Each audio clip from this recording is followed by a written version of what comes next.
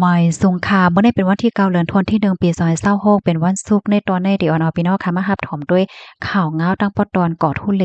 ไหว้หลังเสเมื่อวันที่5เดือนธันวาคมที่1ปี2026ที่ป่นมันนั้นจอมซึกหลงนอรามียาค่ะอันเป็นโพป้องกันตับก่อทุเลไล่พินหมอกเอาผู้สื่อข่าวไทยค่ะคำแลนลินเหียวก็มารับถมลองปืนเผาเมืองหลอดเลี้ยวก่อนขอปยกตั้งจุ่มหลงปองจึงมีจอมจึงจอมพ่องหลงและผมมีปุนพรห้องการไหลห้องการนั่นนะคะอ้อเฮียวแลเป็นข่าวเงาลื่นหลังว่าอยู่เนาะว่าจะเป็นสื่อข่าวใหญ่ที่ในเมืองไทยสื่อข่าวเนื้อตรงก้นว่าสังว่าเจิ้นให้เนี่ยค่ะเฮ็ดให้ก้นวันก้นเมืองและหันยกตกอกตกใจค่ะเนาะก็ปันตั้งหันถึงและถ้าสังว่าเจิ้นในตั้งนำตั้งหลายเนี่ยค่ะอ้อก้อยกาว่าไหว้หลังสีปักดาด้วยและด้วยสื่อตรงก้นในตรงวงพี่น้องย่างหลายๆวันตีป่นมาในซ้ำในครบทบพันว่ามีคองข่าวอันไหลตีปันลองลำลวงเกี่ยวกับเลยลองในเฮ็ดจังไหนคะนะอ๋อเหมือนจังหนังก้นวานก้นเมืองเจ้าย่างพี่น้องย่างเขาในก็มาเต็กอิโมจิไข่โคว่าสังว่าจังไหนเฮ็ดไหนนั่นน่ะเนาะเหมือนจังหนังเพจ Korean National Union สื่อสื่อด้านการของ KNU ก็มีลวงหมอกลาดปืนแพเกี่ยวกับเลยลวงในค่ะเมื่อนัง Korean Information Center อันเป็นสื่อหลักสื่อใหญ่ของพี่น้องย่างอันมีผู้ติดตาม 1.4 ล้านก้อนนั้นก็ไล่ปืนเผาข่าวลองในค่ะเมื่อนังสื่อข่าวละลายสื่อค่ะเนาะอันใกล้เตรียมต่างเกี่ยวกับไปลองตรงหนึ่งพี่น้องย่างก็มีลวงต่างปืนแพเกี่ยวกับเลยลองในเหมือนกันเฮ็ดจังไหนคะอ้อ ปางปืนเผาเมืองร้อนแล้วก้อนขอนั่นแต่ก็จัดเฮ็ดกว่าดีวานสุกะลีสุกะลีเจเวงวาเล่เจดอนแม่วัดดีค่ะอยู่ตั้งพอตอนใต้ของแม่วัดดีห่างไกลกันตั้งแลนลิ้นไทยดีเจเวงโอ้มผังเจดอนตากในอำเภอไก่กาหือเฮ็ดจังไหนคะอ้อ เกี่ยวกับเลยร้องในค่ะอยู่ดีโพติดตามและโพเลียบเฮียนเกี่ยวเลยลองพี่น้องย่างเขามาปียาวข้าวหึงนั่นอ่อนกันทัดสางเสียก็ปันตั้งหันถึงเหมือนกันว่าลองในไหนเหมือนตั้งว่าจอมซึกหลงดอรามิยาเนี่ยค่ะใครสร้างสื่อให้มันบ่มีลวงลือหลังมาเสียก็ให้คนตั้งนำตั้งหลายแน่มาสนใจในโตวเขาเนี่ยค่ะย้อนก็เพราะว่าไหว้หลังเสเมอ3ปีที่ป่นมาที่เขาผ่านยานออกมาดี KNU เย้านั่นเสมาตั้งอันเป็นตับของฮังโกเหลียวค่ะเนาะมันจังหนังก่อทุนเหลนนั่นไหนก็มีพรปางผลงานอีหังอันแนะนำในโตหลายจังไหนนั้นขนาดเนาะเกี่ยวเลยลองการต่อสู้ด้านของสิซึ่งมานว่าสังว่าเฮ็ดจังไหนก็ป้อไข่หันกาหือเฮ็ดจังไหนนั้นขนาดเนาะ ก็เปิ้จังนั้นนั่นแลไหนมันเหมือนจังหนังว่าเขาในก็ใครให้เปิ้นเตอสนใจในตัวเขามาเถียงกำหนึ่งเฮ็ดไหนคะอ้อเฮียก็เปิ้นในก็อ่อนกันทัดสางเทียงว่าอันเป็นจอมซึกหลวงดอดาเมียเนี่ยค่ะเป็นถึงลูกจ้ายโพนำเก่า KNU เฮ็ดไหนอ้อเหี่ยวแลเมื่อเลียวเนี่ยก็มาตั้งอันเป็นก่อทุนเหลค่ะลองตั้งที่อันเลิกใจจื่อว่าก่อทุนเหลใน ย้อนก็เพราะว่ามันเป็นปื้นตีอันชื่อเสียงใหญ่ค่ะเนาะย่อก็มันจงจันไรกวนเมืองพี่น้องเจ้ากะเดียงเขาเฮ็ดจังไหนเย้าไหนคะอ้อ จอมซึกหลวงดอดาเมียเนี่ยค่ะเมื่อวันตั้งเนี่ยก็ยามเป็นผู้ป้องกัน KNDO เฮ็ดจังไหนอ้อปืนเผาตั้งตับก่อโทเหลเมื่อวันที่19เดือนธันวาคมที่7ปี2565ไว้หลังเสเขาผัดยานออกมาดี KNU นะคะลองตั้งที่อันไลผัดยานออกมานั่นได้ก็มีหลวงแหมก้นค่ะเนาะรู้สึกสะใจกว่า25ก่อเมื่อเดือนธันวาคมที่5ปี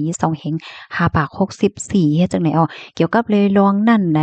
ตั้งฝ่าย KNU เขาก็เปิ้นภาวะอำาเลยรับโฮลองอีหังจอมเกี่ยวเลยลองเฮ็ดตั้งสร้างของเขาในเฮ็ดจังได๋อ้อเลยฮู้ว่าก้นเศร้าหาก้อนนั้นซ้ำไหนเป็นห้ายศึกของสิศึกมารเขาเป็นว่าเฮ็ดจังนั้นยาวแหน่ค่ะเฮ็ดนั้นเหี่ยวก็เขาในก็ไล่ผลัดยานออกมานั่นค่ะน่ะเนาะเมื่อแต่ตั้งตับก่อโทษเหลใหม่ๆนั่นค่ะก็มีศึกหลายๆก่อค่ะเนาะก็มาเข้าโฮมจอมนะคะอ้อ ปื้นตีตรงหนึ่งของเกาะทุนเหล่เนี่ยได้ก็จะเป็นตั้งปอตอนใต้ของเจเมืองยางและตั้งปอตอนอันตะนาวสีว่าสังว่าเจ้าในนะคะเพราะว่า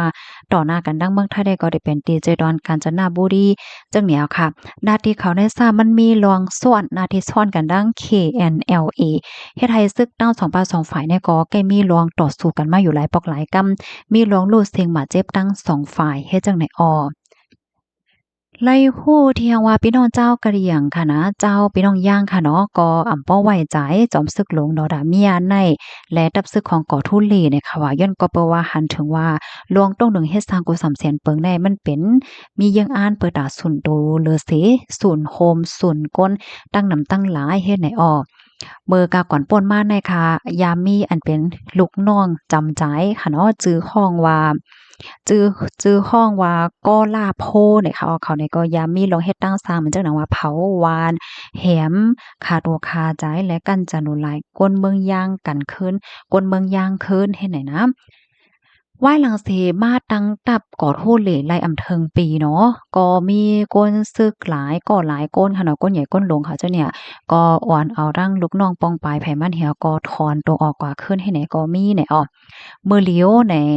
ตับตั้งเสียงตั้งหมดของก่อโทษเหล่เนี่ยเหลืออำเทิงหาปากก็เหย้าเฮ็ดจังเนี่ยนะเป็นว่าเฮ็ดในเหย้าเนี่ยค่ะ ปยก็เปิ้นตีอันเขาตรงหนึ่งซ้ำในมันอยู่ต่อหน้ากันดังเจอเว้งอุ้มผางค่ะเบอร์เข้าตั้ง225ปี2568ตีป่นมานั่นก็มีข่าวการต่อสู้ของตับซึกก่อทุนเหลและตั้งของเสศึกมันอีสางเฮ็ดจังไหนมื้อวันที่30เดือนธันวาคมปี2567เนาะนั้นก็ปี2024ที่ป่นมานั่นค่ะเจะเว้งแม่สอดใจดอนตากไหนก็ไล่ออกเปิ้นเผาย้อนขึ้นเขาฮ้องว่าฉันชาติไทยนั่นขนาดเนาะไหวไทยจังไหนย้อนโฮบโทบหันว่าไหวไทยของจอมศึกหลวงดาวดาเมียเนี่ยค่ะเขาก็เหลียวก้อยเหมือนกันค่ะเนาะปรากฏในเคินให้ไหนค่ะอันที่ไล่รับไหวไทยมานั้นมันถูกแม่นจังไหนนั่นขนาดเนาะที่ในไหวไทยนั่นค่ะก็ชื่อฮ้องว่านายสมศักดิ์คำเปี้ยนะคะมีหมายในวัดไรดั้งจื้อไทยเนี่ยมันกว่าแม่นจอมก้นที่อันมีจื้ออยู่เหย้า นะก้นก้อนนั้นซ้ำไหนอยู่เศร้าไว้ดีท่าผาเจเว้งแม่แจ่มใจดอนเก้งใหม่เนี่ยค่ะกำนันไรพมีปนพ่อนเขาเนี่ยก็จังไรออกคอร์สทางให้ยกเลิกแลย้อนขึ้นไหวไทยเขาเนี่ยค่ะหรือเห็นนั่นก็น้องยิ่งเขาที่อันใจจื้อไทยว่านางคำสายคำเปี้ยและก็เป็นแม่จื้อห้องว่านางเอคำเปี้ยเนี่ยค่ะเจอเขาตั้งหมดเนี่ยก็ไหลย้อนขึ้นเจอเขาตั้งบนไหนก็ถูกแย่พอมีปนพรเขานั้นย้อนขึ้นไหวไทยก็บอกว่าวัดไหวเขานั่นในมันก็ซ่อนเปิ้นป้อมว่ามาอันง่ายๆก็มันเหมือนจังว่าก็สมวัดเปิ้นเฮ็ดจังไหนค่ะเนาะจื้อไรดั้งหมายว่าทางเฮ็ดจังไหนในมันมีไว้อยู่ยาวให้ไหนนั่นน่ะเนาะก็กะว่าเขาก็ทำอะไร